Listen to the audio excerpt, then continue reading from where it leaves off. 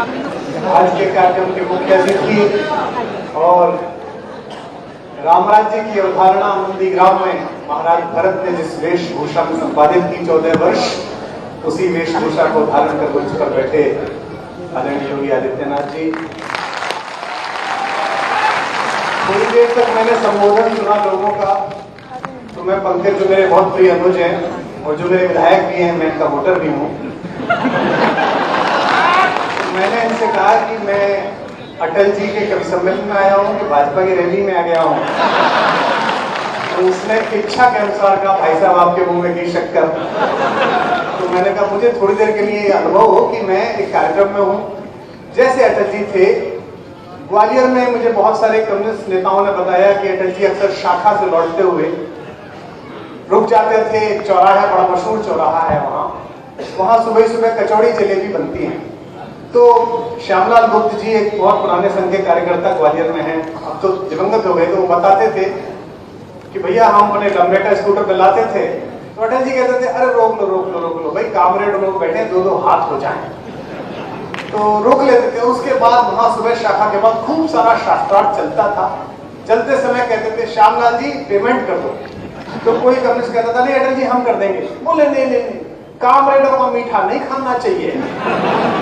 तो एक जो समय था जब समरस भाव से बातचीत की जाती थी, मुझे लगता है कि भारत की राजनीति को, भारत के विमर्श को इस समय सर्वाधिक आवश्यकता है। तो Atal Bihari Vajpayee school of politics में जो सौम्यता है, जो स्वीकार है, जहां एक दूसरे की बात सुनी जाती है, समझी जाती है, उसकी आवश्यकता है। मेरे लिए राजनीति का मंच नहीं है, इसलिए मैं टिप्पणी नहीं करूंगा। और नीचे ये 40-50 पत्रकार इसी घात में बैठे ही हुए हैं कि मेरे मुंह से कुछ निकले तो ये कल चलाएं कि मुख्यमंत्री की उपस्थिति में कुमार ने दिए संकेत। ऐसा कोई काम नहीं करूंगा। लेकिन हाँ, पिछले दिनों पार्लियामेंट को देखकर जो मुझे चिंता हुई, जो अंदर हुआ वो भी और जो बाहर हुआ वो भी, उसके बाद मुझे अटल जी बहुत याद आए। मेरा सौभाग्य है कि मेरे कवि सम्मेलन के शैशव काल में मुझे अटल जी का विशेष आशीर्वाद, स्नेह मुझे लगातार मिला। क्योंकि कवि किसी भी पद पर पहुंच जाए, उसके अंदर एक कवि बना रहता है, और सत्ता के शीर्ष पर बैठे हुए भी उनके अंदर एक कवि की छटपटाहट रहती थी, जिसे शांत करने के लिए महीने 2 महीने में आदरणीय प्रमोद जी के माध्यम से वो दिल्ली के स्थित कुछ कवियों को बुला लेते थे, जिनको कविताएं सुनाते थे और सुनते थे। उन सौभाग्यशाली 3-4 लोगों में मेरा भी उनसे सत्संग रहा, और मैंने ये महसूस किया, ये जाना कि बड़ा आदमी किसी बड़े पद पर पहुंचने के बाद नहीं होता। असली बड़ा वो आदमी होता है जिससे मिलने के बाद आपको खुद को छोटा महसूस होता है। मुझे तो ज्ञान भी नहीं था, मुझे इतनी समझ भी नहीं थी कि मैं देश के और विश्व इतिहास के और भारत के इतिहास में स्थायी भाव की तरह बस जाने वाले एक ऐसे समावेशी आदमी के साथ समय बिता रहा हूँ। 2 घंटे बिता रहा हूँ, 3 घंटे बिता रहा हूँ। लेकिन उन्होंने कभी ये अनुभव भी नहीं कराने दिया, कभी ये महसूस भी। मैं मुख्यमंत्री जी बताऊं, हम लोग एक जिस कस्बे से मैं हूँ, पिलखवा से, वहां हम एक संस्था चलाते थे, सृजन। मैं उसका अध्यक्ष था। जो महामंत्री है वो मेरा बचपन का साथी, आजकल जेल में है विभिन्न कारणों से।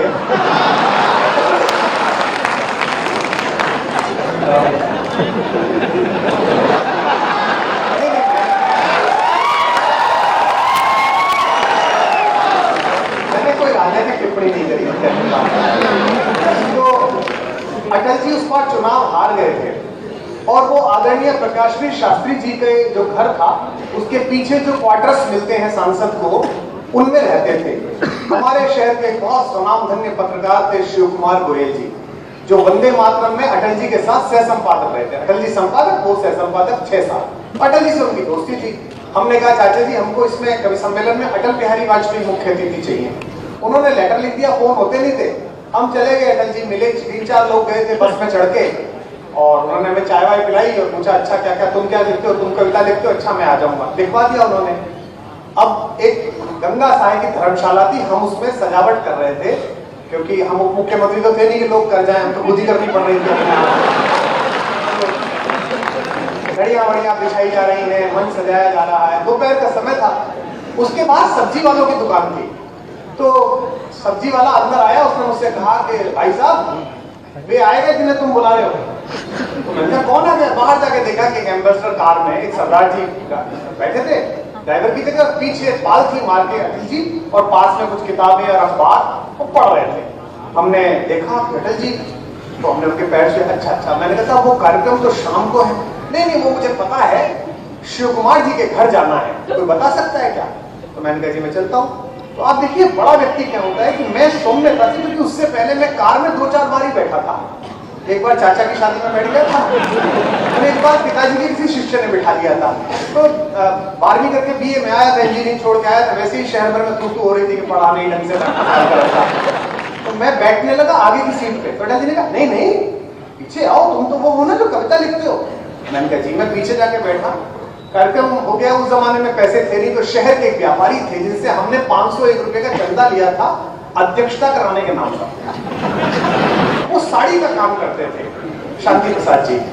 वो रोज जाते थे तो सामने एक भगत सिंह जी की मूर्ति थी, उसके नीचे एक शेर लिखा हुआ था, शहीदों की चिताओं पर लगेंगे हर बरस मिले, शेर होता ही है। उन्हें बस जीवन में कविता के नाम पर वही 2 पंक्तियां। उनका ये जिद थी कि मैं अटल जी के सामने भाषण दूंगा। अब तक सम्मेलन कराना था, 500 रुपए चाहिए थे जो कि कवियों को पेमेंट करना था। अब मेरा कोई मित्र कुमार मिश्रा तो था नहीं, मुख्यमंत्री होने के नाते उसके लिए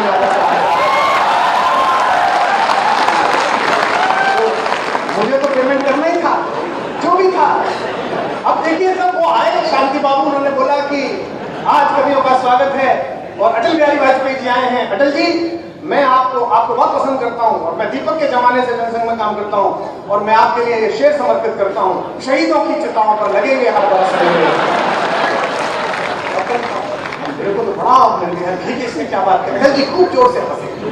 महत्वपूर्ण बात ये नहीं है कि उन्होंने इतनी गंभीर बात जिसमें एक जीवित व्यक्ति को शहीद बोल दिया गया, तो इसको आनंद से लिया। महत्वपूर्ण बात यह है कि अटल जी प्रधानमंत्री हुए, 3 बार प्रधानमंत्री हुए। मैं लगभग 50-100 बार अटल जी से मिला।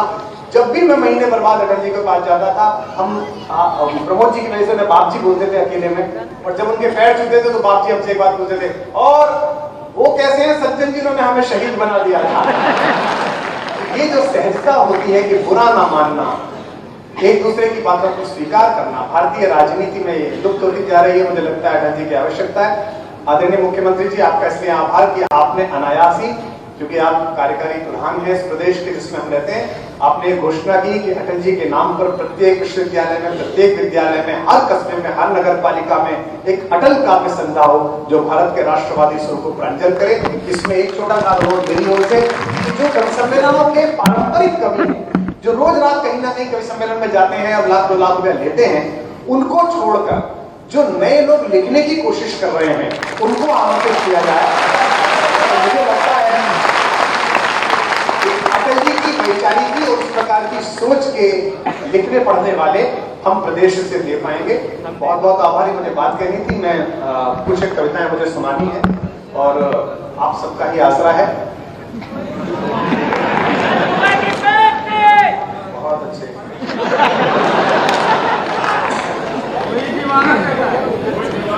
एक तो मुख्यमंत्री जी, प्रदेश में राजस्व तो अच्छा आ रहा है, लेकिन फिर भी कम आ रहा हो तो कवियों से हो, क्योंकि इस देश में कोई कवि सम्मेलन ऐसा नहीं होता जिसमें 6 कवियों और 5 मुख्यमंत्री के ऊपर कविता न सुना रहे हैं। पूरे देश में कविता सुनाई जाती है और ये हम तो मतलब पूरे देश में कहते कहते परेशान हो गए जब आप मुख्यमंत्री बने। आपने हम प्रेम के कवि और आपने तुरंत ही रोमियो स्क्वाड का इंतजाम किया। तो हमसे तो पूरा भारत पूछता था कि यार ये क्या तरीका है, तुम तो प्रेम के कवि हो, तुम्हारे मुख्यमंत्री ने प्रेम ही बंद करा दिया।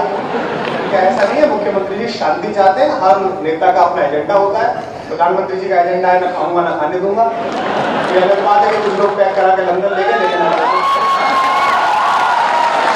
ऐसे में प्रेम को लेकर मुख्यमंत्री जी का अपना एजेंडा है, ना किया है ना करने दूंगा।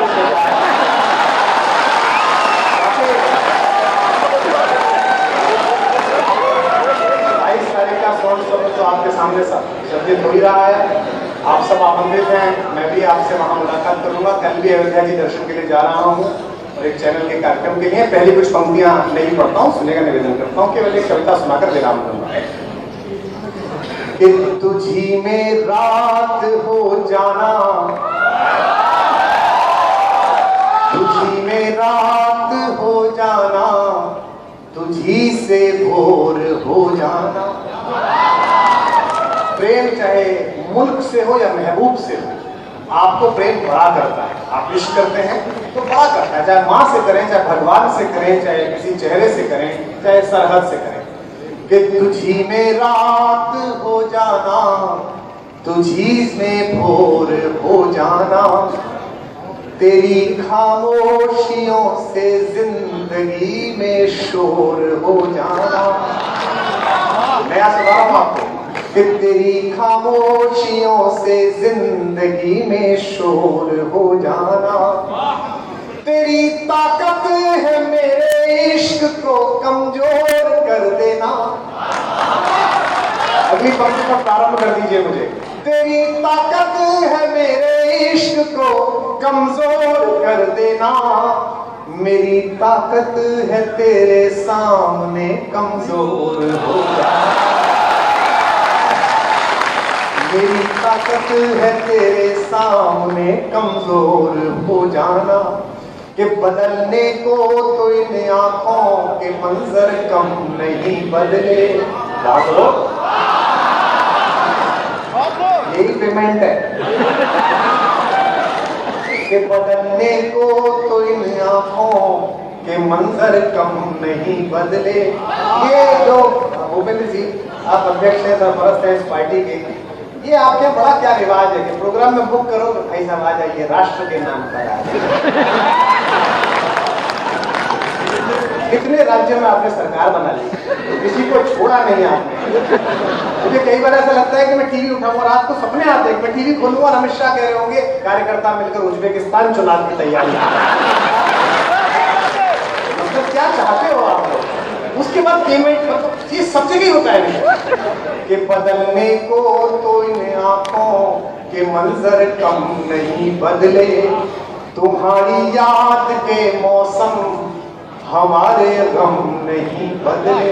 मैं पिछली शताब्दी का आदमी हूँ, 70 में पैदा हुआ, अर्धशती बीत गई, लेकिन इश्क कैसे किया जाए, किसी से भी किया जाए। तो पंक्ति सुनना कि तुम्हारी याद के मौसम हमारे गम नहीं बदले, तुम अगले जन्म में हमसे मिलोगी तब तो मानोगी, तुम अगले जन्म में हमसे मिलोगी तब तो मानोगी, ज़माने और सदी की इस बदल में हम नहीं बदले। कि मैं अपने गीत गज़लों से उसे पैगाम करता हूँ, उसी की दी हुई दौलत उसी के। और यह खुददारी रहनी चाहिए उत्तर प्रदेश के नागरिक में। कोई चुनौती आए, किसी प्रकार की चुनौतियां, भारत के सबसे बड़े राज्य है आबादी की दृष्टि से भी और अपनी गुणवत्ता की दृष्टि से भी। इसलिए दो पंक्तियां अपने राज्य के युवाओं को सौंपता हूं, कभी संकट आए, कभी अंधेरा घेरे तो ये पंक्तियां सुनना निवेदन करता हूं कि उसी की दी हुई दौलत उसी के नाम, हवा का काम है चलना, दिए का काम है। अगली पंक्ति पर पता चले कि भारत गा रहा है अटल जी के सम्मान में। हवा का काम है चलना, दिए का काम है चलना, वो अपना काम करती है मैं अपना।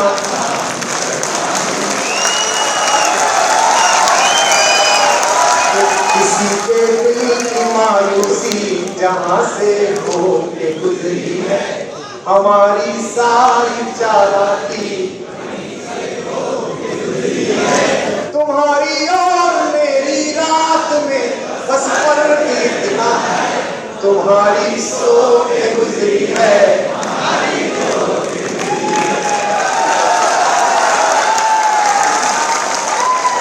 आप मुझे बुलाते ही कहो, चलो तुम सभी गाओ, जितने वहां तीनों हॉल में लोग हैं और लाइव जा रहे हैं, सब गाओ कि कोई दीवाना कहता है, कोई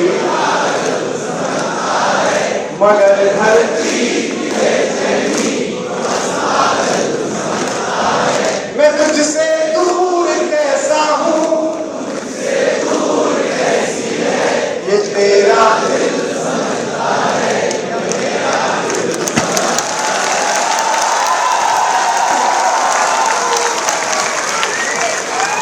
समय की मर्यादा है। अरे सुनो, ये मोहब्बत एहसासों की पावन सी कहानी है। कभी कबीरा दीवाना था, कभी दीवानी है। यहाँ सब लोग कहते हैं मेरी आंखों में आंसू है, जो तुम समझे तो होती है, जो ना समझे तो कहानी है। एक कविता विशेष रूप से मेरा मन है, क्योंकि राजनीति के, प्रशासन के और पूज्य अटल जी के साथ काम किए लोग हैं। एक लंबा समय बिताने के बाद जीवन में जो जाना सीखा है, उसकी एक कविता मैं आपको सुनाता हूँ, आपके काम आएगी। अलग अलग तरह के लोग मिलते हैं आपको जीवन में, वही आपको करते हैं। अक्सर लोग मुझसे कहते हैं कि आप भी तो गए थे राजनीति में। नुकसान फायदे से अलग सिखाया बहुत, जीवन ने बहुत सिखाया है। दोस्तों ने सिखाया, दुश्मनों ने सिखाया, जनता ने सिखाया, और हम उसी मिट्टी के गढ़े हुए लोग हैं। ये जितने बच्चे यहाँ आए और जो बाहर सुन रहे हैं, ये मंच पर जो लोग बैठे हैं, चाहे मुझे मुख्यमंत्री जी बैठे हों, तमाम लोग बैठे हैं, ये किसी बड़े राजघराने राजवंश से आए हुए लोग नहीं है। ये आपसे भी कठिन परिस्थितियों में निकले हुए लोग हैं, जो आज विश्व भर को राह दिखा रहे हैं। सब हम ही हमारे घरों से निकले हुए हैं। मैंने तो आपको स्मरण में नहीं होगा मुख्यमंत्री जी, मैंने आपको 1992-93 में जब पूज्य महाराज जी शरीर में थे, तो महाराणा प्रताप कॉलेज के कवि सम्मेलनों में देखा।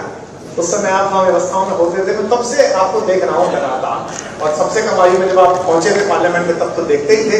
और एक परिचय मेरा आपसे हो रहा है, जिससे संभव है आपको स्मरण आ जाए। मेरे पूज्य ताऊ जी जो वो महाराज जी के अत्यंत प्रिय मित्र थे और विश्व हिंदू परिषद के केंद्रीय महामंत्री थे उस समय पर, आचार्य रामनाथ सुमन। जो रैली हुई थी अक्टूबर की बड़ी, इसमें 10 लाख लोग आए थे, जिसकी वजह से पूरा परिदृश्य बदला। मेरे पास यमाहा मोटरसाइकिल होती थी और सुबह जाना था, तो मैं उन्हें पिनकवे से लेकर गया था। उन्होंने उसका संचालन किया था और मुझे आज भी याद है कि उसमें रतनबरा जी, गिरिराज जी तमाम मंच पर थे। पहली 2 पंक्तियां जो ताऊ जी ने पढ़ी थी, उससे विद्युतीकरण हुआ 10 लाख लोगों में। और वो पंक्ति थी, आज हिंदू सिंध में उमड़ा अनोखा ज्वार है, देख ले संसार हिंदू शक्ति का।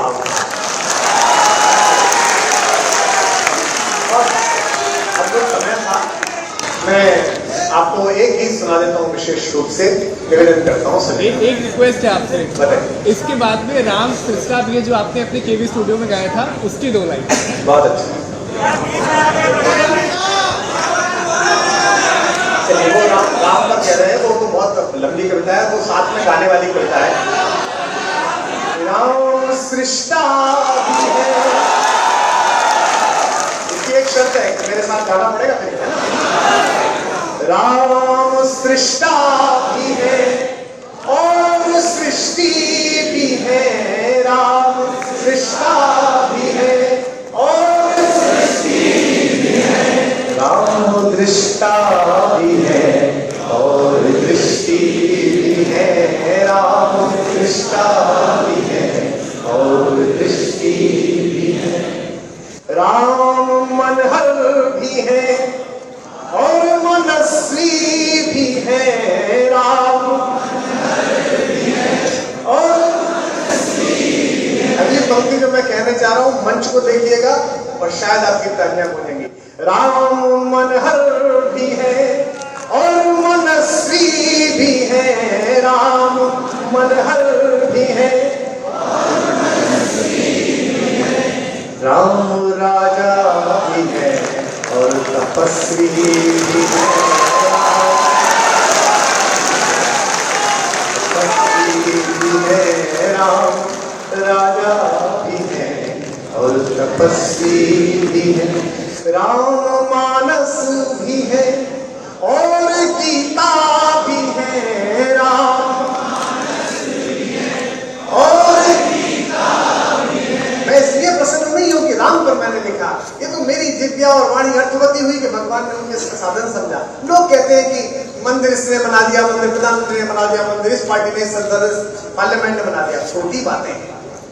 भगवान ने इस समय को और हमारे वक्त को और हम लोगों को चुना कि अपने दरवाजे की 2 इंच सीढ़ी लगाए।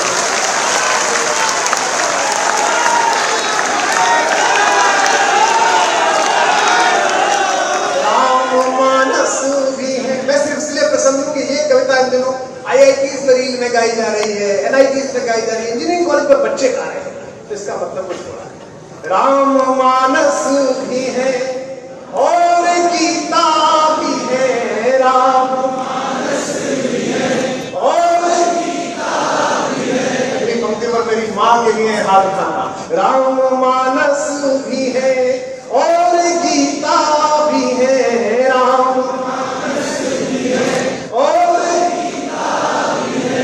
राम है, राम भी, राम सीता भी है, राम सीता भी, राम साधन भी है, राम ही साधना, राम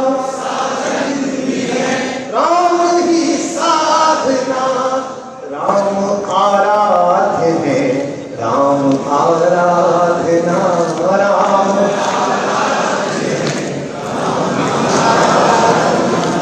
राम मंगल में है। एक पंक्ति विशेष रूप से सुनिएगा।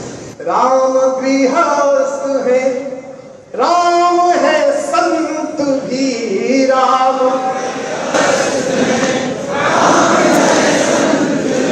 आज किसी का दिल्ली से फोन आया कि आपने ना ये वाली एक कहानी सुनाई थी, इसका प्रामाणिक आधार क्या है? एक छोटी सी कहानी है कि भगवान युद्ध के समापन की संध्या पर एक शिला पर बैठे हुए हैं और बड़े दुखी हैं, उनकी आंखें आंसू से भरी हुई हैं कि व्यर्थ की बात पर एक मूढ़ मनुष्य की लालसा पर इतना रक्तपात हुआ, सब तरफ शव है, महाबली रावण का शव पड़ा है और भगवान शिला पर अकेले बैठे हुए। निश्चित रूप से उनके अंगरक्षकों ने घेरा बना रखा होगा। तो मंदोदरी विलाप के लिए आई। इसकी कथा का उत्स पूछ रहे थे आप, हमारे घर परिवार के एक बड़े पत्रकार हैं, हम सबके बड़े आदरणीय, कि भाई वो तुमने कहानी सुनाई थी, इसको प्रयोग करना है टीवी में, कहां से आई? तो क्या बात है,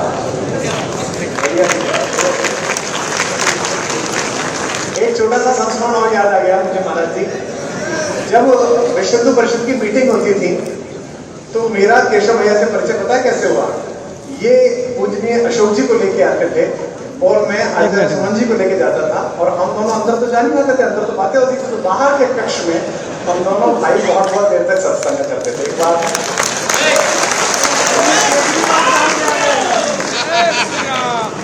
तो मैं आपको बता रहा था कि माता मंदोदरी का आगमन हुआ।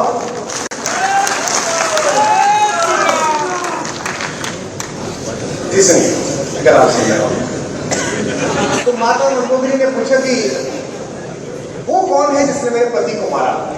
तो लोगों ने कहा कि वहां मर्यादा पुरुषोत्तम राम बैठे हुए हैं। तो वो वहां तक गई, भगवान बैठे हुए थे, चंद्रमा उतर आया था और थोड़ी परछाइयां पड़ रही थी। तो उनके आंचल की उत्तरीय की परछाई भगवान के अंगूठे पर पड़ी। पीठ किए हुए राघवेंद्र सरकार मुड़े और उन्होंने नीचा सिर करके कहा, माता इस निर्जन निरापद जनपद में आप कहां घूम रही हैं? ये युद्ध क्षेत्र है, यहाँ अस्त्रों के टुकड़े पड़े हुए हैं, आपके चरण घायल हो सकते हैं, मैं अपना किसी अंगरक्षक को बुलाता हूँ, आप कौन है? तो उन्होंने कहा कि राम, मैं महाबली रावण की पत्नी मंदोदरी हूं। भगवान ने और विनम्रता से कहा कि आप पंचकन्याओं में पूजित हैं और आपका सतीत्व जगत विख्यात है, मैं आपके इस निजी दुख के लिए आपसे क्षमा मांगता हूँ और शोक प्रकट करता हूँ।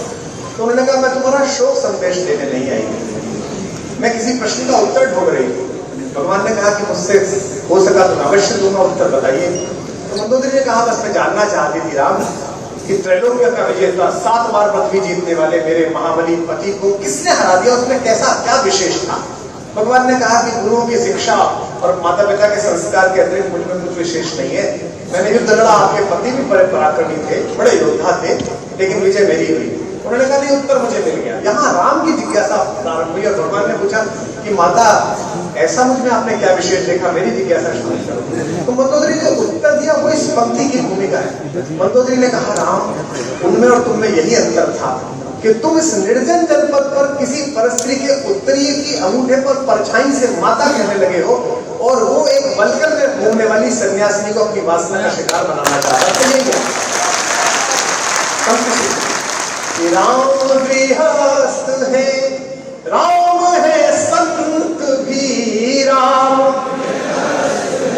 राम है संत भी, राम गृहस्थ है, राम।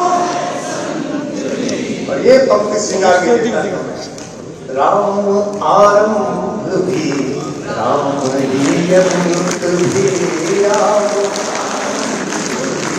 राम ही अंत भी, राम सृष्टा भी है, और सृष्टि भी है राम, दृष्टा भी है और दृष्टि भी है। एक उसे दोबारा सुनाता हूं। राम मनहर भी है और मनस्वी भी है। राम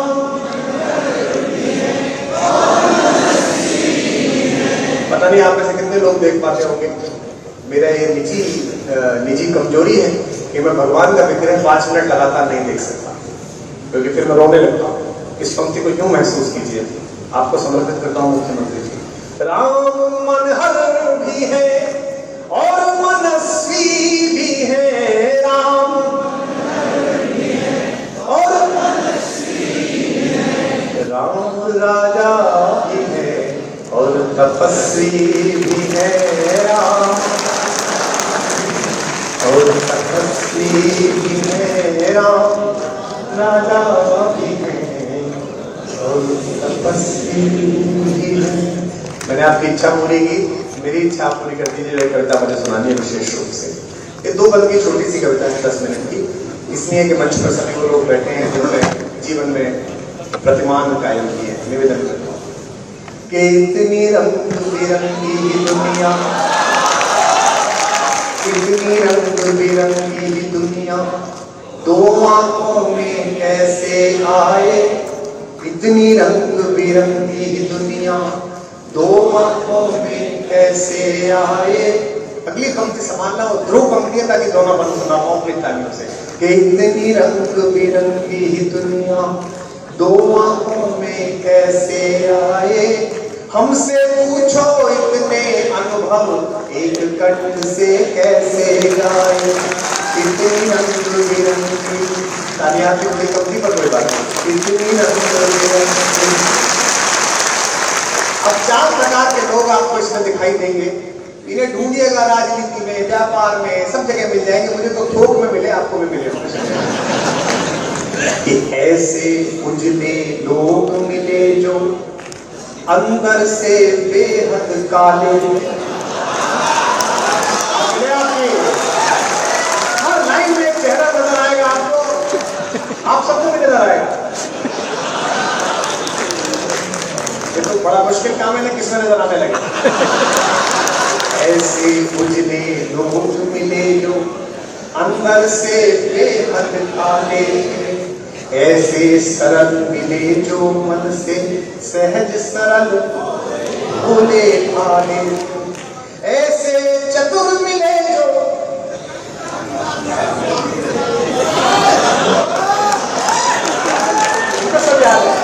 ऐसे धनी मिले जो कंगालों से भी ज्यादा रीते थे। फिर एक पंक्ति आ रही है मंच की तरफ। ऐसे धनी मिले जो कंगालों से भी ज्यादा रीते थे। ऐसे मिले फकीर जो सोने के घट से पानी पीते। ऐसे मिले फकीर जो सोने के घट से पानी। ये पंक्ति मैंने जी है 35-36 वर्ष मंच पर। और मैं अगर इतना सभ्य हूँ, भूपेंद्र भैया हमारे मतलब मैं इनके इलाके से हूँ, देखिए हमारे इलाके से होंगे।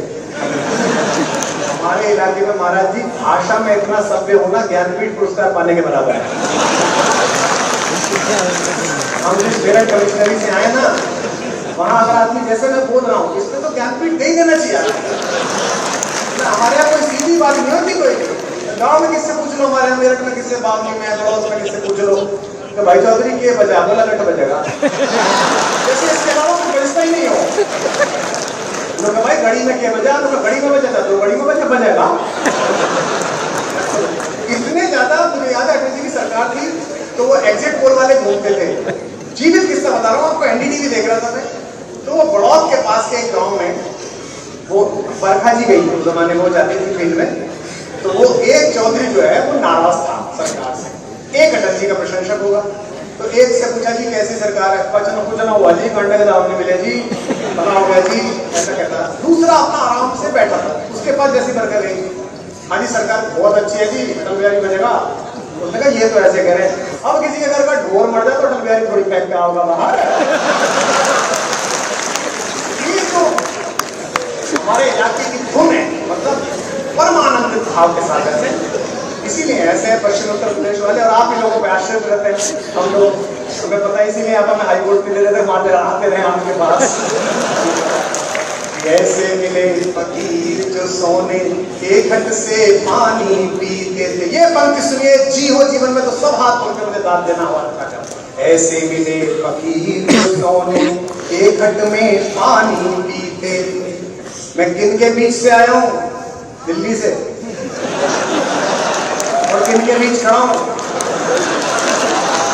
ये नहीं मानो, मिले पराएपन से अपने, मिले पराएपन से अपने, मिले पराएपन से अपने, अपनेपन से मिले पराए। हमसे पूछो इतने अनुभव एक कंठ से कैसे गाए, इतनी रंग बिरंगी। अंतिम बात सुनिए और इसका पाठ का अंतिम चरण, कि जिनको जगत विजेता समझा, जिनको जगत विजेता समझा, मन के द्वारे हारे निकले। जिनको जगत विजेता, हमको लोग बोलते हैं ना, हमसे तो हर पार्टी के लोग मिलते हैं, सभी हमसे प्रेम करते हैं। एक कह रहा था उससे प्रधानमंत्री जी का निंदा, बोले भाई साहब जब से मोदी आया देश 100 साल पीछे चला है। मैंने कहा लखनऊ वाले को अंदर क्रेता में जाएगा।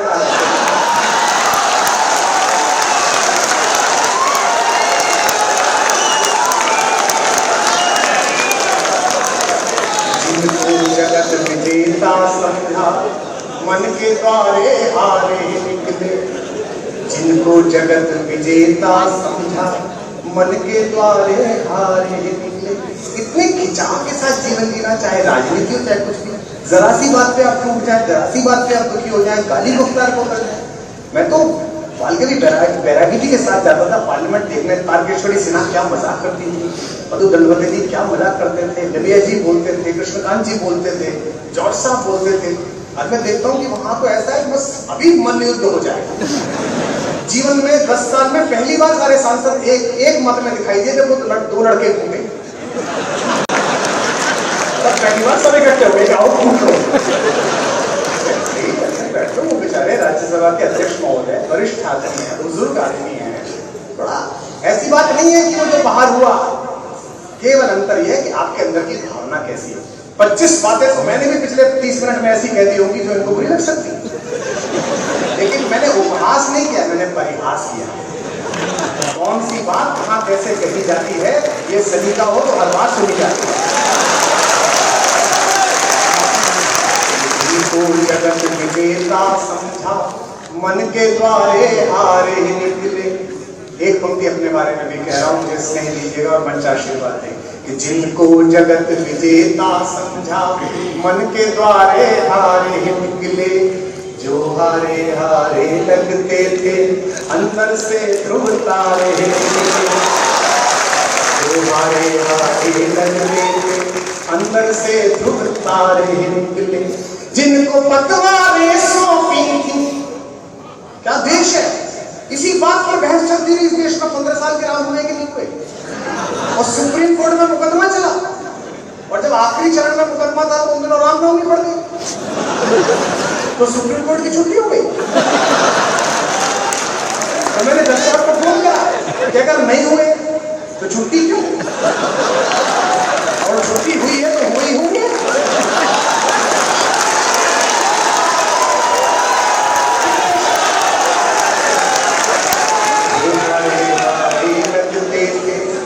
अंदर से ध्रुव तारे निकले। जिनको पतवारें सौंपी थी, जिन, और ये आपने अच्छा किया अटल जी के लिए आपने कार्यक्रम कहा। एक बात और कहिएगा, अटल जी का जिस जिले में कार्यक्रम हो, जिस विधानसभा में कार्यक्रम हो, आपका विधायक सामने बैठ के सुने, क्योंकि कवियों को सुनना सीखना पड़ेगा। कभी तो इसी काम के लिए, आपसे कौन कहेगा, आप देश के मुखिया हैं, आप सब चलाने वाले हैं, कभी ही कहेगा। ये हर युग में आवश्यकता है कि कभी खड़ा हो सत्ता के सामने, और सत्ता अच्छा करे तो उसका वर्धापन करे, और सत्ता विचलित हो तो उसको सत्य पथ की तरफ नहीं करे। जो हारे हारे लगते थे, अंदर से ध्रुव तारे निकले। जिनको पतवारें सौंपी थी, शब्द देखना कविता का, अटल जी का वंशज पढ़ रहा है। जिनको पतवारें सौंपी थी वे भंवरों के सूदखोर थे।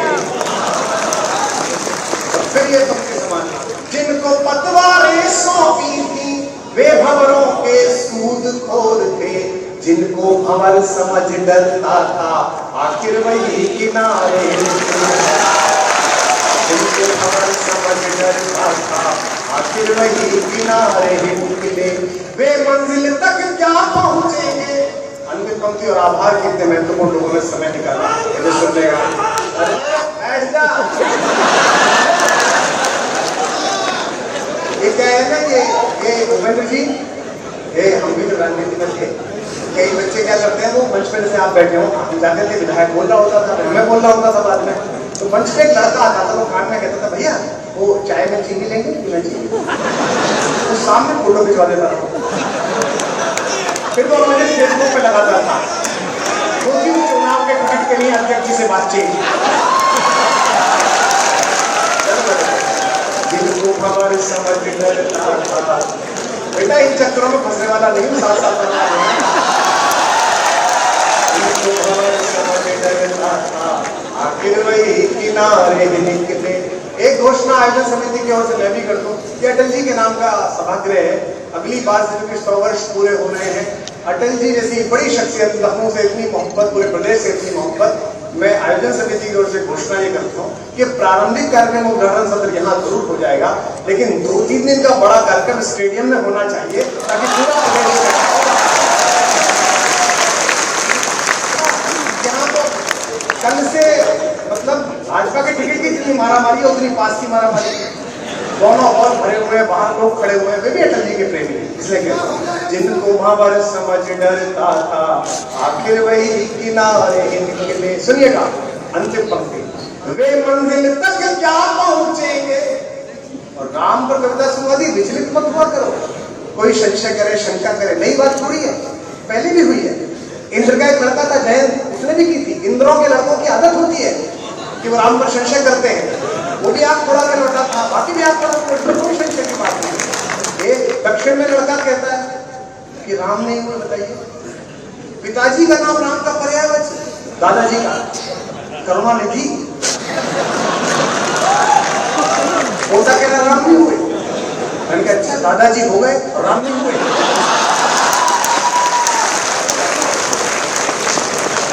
खबर समझ डरता था आखिर वही किनारे निकले। वे मंजिल तक क्या पहुंचेंगे, मिला करिए, वे मंजिल तक क्या पहुंचेंगे जिनको खुद रास्ता भटकाए। हमसे पूछो इतने अनुभव एक कंठ से कैसे जाए। इतनी रंग